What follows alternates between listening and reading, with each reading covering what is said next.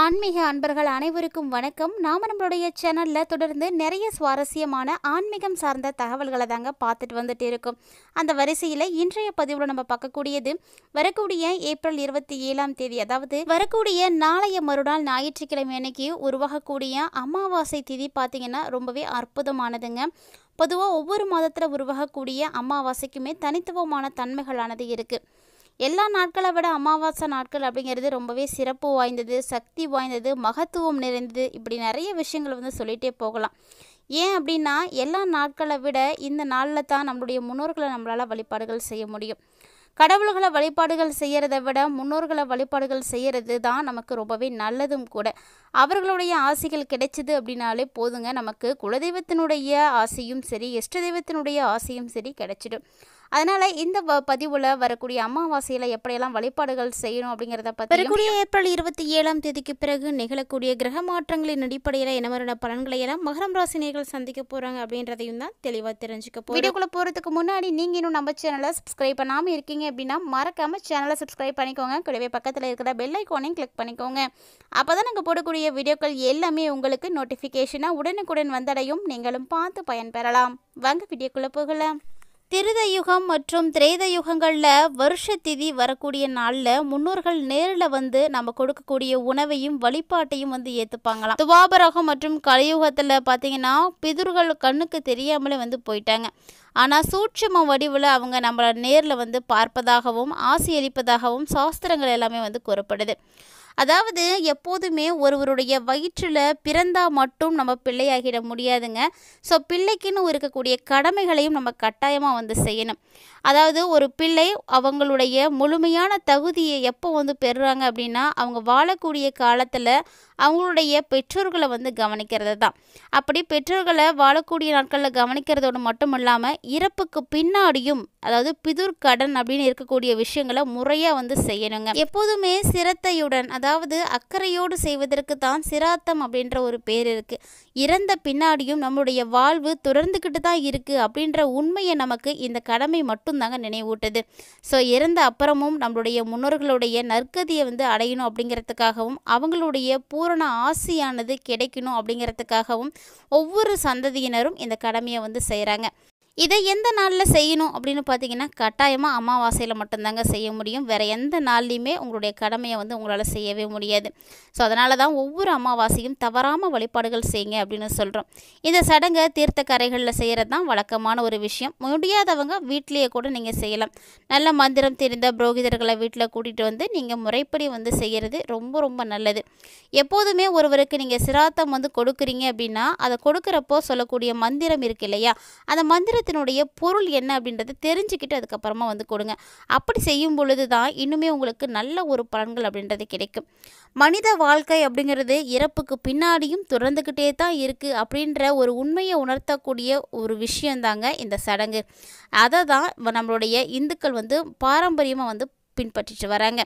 முன்னோர்களை வழிபாடு செய்யக்கூடிய நாட்களில் முக்கியமான நாட்கள் அப்படின்னா ஆடி அமாவாசை, தை அமாவாசை, புரட்டாசி அமாவாசை. இந்த 3 அமாவாசைகளில் மட்டுமாவது கண்டிப்பாக ஒவ்வொருவருமே உங்களுடைய கடமைகளை செய்யணும். சொல்லப்போனால் மாதம் மாதம் செய்கிறது தாங்க நல்ல ஒரு விஷயமும் கூட. ஆனால் இப்படி மாதம் மாதம் செய்ய முடியாதவங்க, வேலை விஷயமாக வெளியில் இருக்கக்கூடியவங்க எல்லாருமே வருஷத்துக்கு இந்த 3 அமாவாசைகளை மட்டுமாவது தவற விடாமல் இருக்கணும். நம்ம செய்யக்கூடிய கொடிய பாவங்கள் எல்லாமே நீங்குவதற்குரிய ஒரு அற்புதமான நாள்னா அது அமாவாசை மட்டும்தான். ஸோ வரக்கூடிய 27 ஞாயிற்றுக்கிழமை அன்னைக்கு சூரிய பகவானுக்குரிய நாளாக வந்திருக்கக்கூடிய இந்த நாளில் கட்டாயமாக நீங்கள் வழிபாடுகள் செய்யுங்க. இந்த மாதிரி வழிபாடுகள் செய்ய முடியாதவர்கள் குலதெய்வத்துக்கு போயிட்டு வர்றது ரொம்பவே நல்ல விஷயம். கண்டிப்பாக அதை செய்து பாருங்கள். எப்போதுமே மனித பிறவியை மகத்தான பிறவி அப்படின்னு சொல்லுவாங்க. மனிதனாக பிறந்தால் மட்டும்தான் இறைவனை அடைய முடியும் அப்படிங்கிறது ஒரு முக்கியமான விஷயம். சொல்லப்போனால் வேறு எந்த ஒரு பிறவிக்குமே இந்த ஒரு சிறப்பு கிடைக்கவே கிடைக்காதுங்க.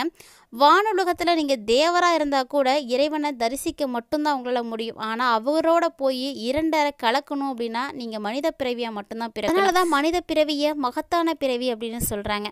இந்த அரிய மாநில பிறவியை நமக்கு தந்தது முன்னோர் தாங்க. அந்த முன்னோருக்கு நம்ம கட்டாயமாக நன்றிகள் வந்து தெரிவிக்கணும். அவங்களுக்கு நன்றி தெரிவிக்கிறதுக்கு அவங்களுடைய வாரிசுகள் நடத்தக்கூடிய ஒரு விழா தான் இந்த அமாவாசை. இது மாதிரி அமாவாசைகளை வழிபாடுகள் செய்கிறதுனால கண் திருஷ்டி வந்து போகும், வீட்டில் இருக்கக்கூடிய பிரச்சனைகள் தீரும், நோய் நொடிகள் இருந்தால் வந்து விலக ஆரம்பிக்கும், குல சாபங்கள் இருந்தால் வந்து போகுங்க. திருமண தடை, குழந்தை பாக்கிய தடை, பொருளாதார ரீதியாக பார்க்கக்கூடிய பிரச்சனைகள், கடன் சுமை எல்லாமே வந்து குறையறதுக்கு ஒரே தீர்வு அப்படின்னா அமாவாசை வழிபாடு தான். ஸோ அமாவாசையில் நீங்கள் செய்யக்கூடிய இந்த ஒரு சின்ன விஷயந்தாங்க எல்லாத்தையுமே வந்து மாற்றி கொடுக்குது. கண்டிப்பாக வந்து கட்டாயமாக உங்களுடைய கடமைகளை வந்து நீங்கள் செய்யறதுக்கு தவறாதீங்க. அமாவாசைகளில் நதிகளில் போய் நீராடி அவங்களுடைய பாவங்களை வந்து கழுவிக்கொள்றதோட மட்டும் இல்லாமல் முன்னோர் செய்த பாவங்களுக்கும் சேர்த்து நீங்கள் நிவர்த்திகளை வந்து பெற முடியும். அதனால தான் கண்டிப்பாக இந்த நாளில் வழிபாடுகள் செய்யணும்னு சொல்கிறது. அதாவது பிரம்மஹம்தி தோஷம் அப்படின்னு சொல்லக்கூடிய கொடிய பாவங்கள் கூட இந்த நாளில் வழிபாடுகள் செய்யும் பொழுது தீர்ந்து போகும் அப்படின்னு சொல்லுவாங்க. பல ஆண்டுகளாக யோகம், தானம், தவம் செய்த பலன்களை வந்து அடைய முடியுங்க. ஸோ ஒவ்வொருவருமே மிஸ் பண்ணாமல் அமாவாசையில் வழிபாடுகள் வந்து செய்யுங்க. அதாவது இந்த அமாவாசையை பற்றி நம்ம ஒவ்வொரு பதிவுலையுமே ரொம்பவே இன்ட்ரெஸ்டிங்கான நிறைய விஷயங்களை வந்து தெரிஞ்சுக்கிறோம். ஏன்னா இந்த நாளை பற்றி நம்ம நிறைய விஷயங்கள் அடங்கியிருக்குங்க. பலருக்கும் தெரியாத பல ரகசியங்கள் இந்த அமாவாசைகளில் இருக்குது. கண்டிப்பாக ஒவ்வொருவருக்கும் அவங்களுடைய கடமைகளை செய்வதற்குரிய நாளாக தான் இந்த நாளை வந்து பார்க்கணும். இந்த நாளில் என்னென்ன விஷயங்களை செய்யணும், செய்யக்கூடாது, என்ன உணவுகளை எடுத்துக்கணும், என்ன மாதிரியான விஷயங்களை செய்தால் நமக்கு பலன்கள் கிடைக்கும் அப்படிங்கிறத பற்றிலாம் ஆல்ரெடி நம்மளுடைய சேனலில் நிறைய பதிவுகள் இருக்குங்க. ஸோ மறக்காமல் அதெல்லாம் விசிட் பண்ணி பார்த்து பயன்பெறுங்க.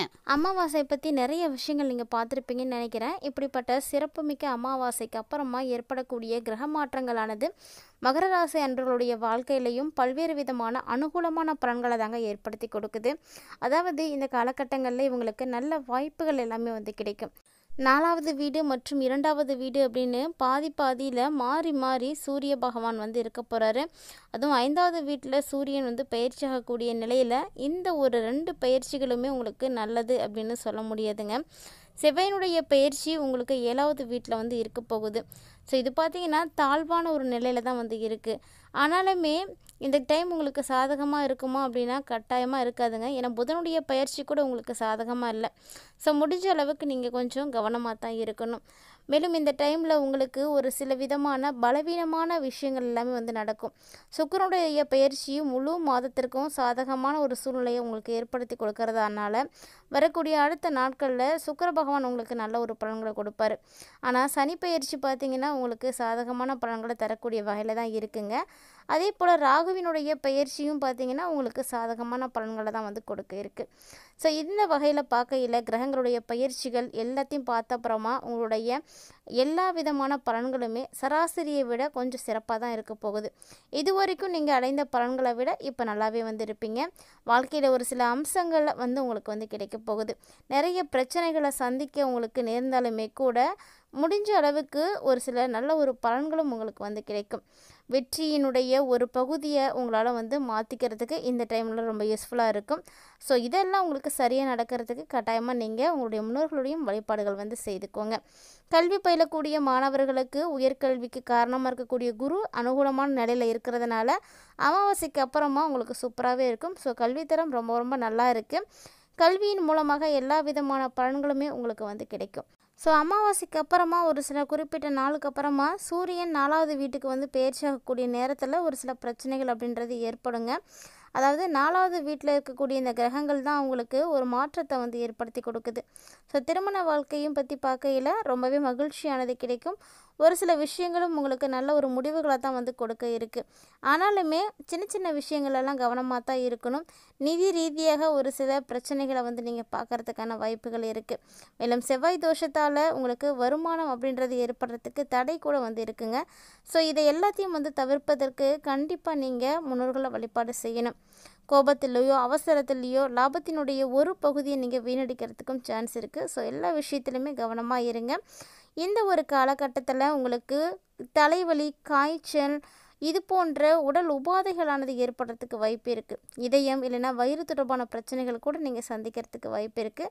ஸோ சரியான உணவின் மூலமாக இதையெல்லாம் கட்டுப்படுத்துறது உங்களுடைய ஆரோக்கியத்திற்கு ரொம்பவே நல்லது. இந்த பதிவில் நிறைய விஷயங்களை நீங்கள் பார்த்துருப்பீங்கன்னு நினைக்கிறேன். ஸோ அமாவாசைக்கு அப்புறமா மகர ராசி நேயர்கள் இதெல்லாம் வந்து மாற்றி அமைத்துட்டீங்க அப்படின்னா நல்ல ஒரு பலன்களை வந்து பார்க்கலாம். இந்த பதிவில் இருக்கக்கூடிய தகவல்களானது உங்களுக்கு பிடிச்சிருக்குன்னா லைக் பண்ணுங்கள், ஷேர் பண்ணுங்கள், மறக்காமல் கமெண்ட் பண்ணுங்கள். இது மட்டும் இல்லாமல் இது போல் நிறைய இன்ட்ரெஸ்டிங்கான ஆன்மீகம் சார்ந்த தகவல்களை எல்லாம் உடனுக்குடன் நீங்கள் பார்த்து தெரிஞ்சுக்கிறதுக்காக நம்ம சேனலை சப்ஸ்கிரைப் பண்ணிவிட்டு ஃபாலோ பண்ணிக்கோங்க. கூடவே ஆன்மீக ரீதியாக நம்மளுடைய சேனலில் கொடுக்கப்படக்கூடிய எளிமையான பரிகாரங்களையும் செய்து பயன்பெறுங்க.